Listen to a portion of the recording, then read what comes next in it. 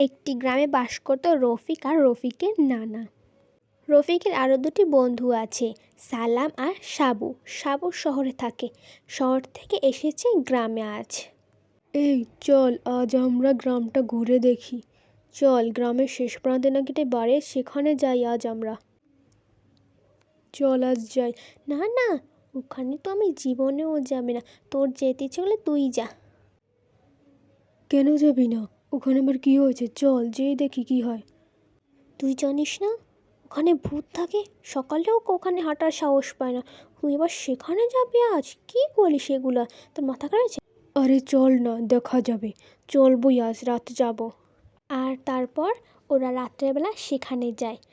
গিয়ে দেখে ওরা, আমরা যাব না, তোর যেতে ছিল তুই যা। আচ্ছা, তোদের যেতে হবে না, আমি গিয়েছি, তোর এখানে থাক। ভিতরে দেখে সব স্বাভাবিক, হঠাৎ দেখো সামনে একটি ভূত আসে আর ও অজ্ঞানে পড়ে। ওর চিৎকার শুনে ওর বন্ধু দুইজন ছুটে যায়, গিয়ে দেখে ও অজ্ঞান হওয়া অবস্থায়। তারপর ওকে বাড়িতে নিয়ে এসে শোয়ায় এবং বলে, তুই বড় একটি ভুল করেছিস, আর কখনো যাবি না।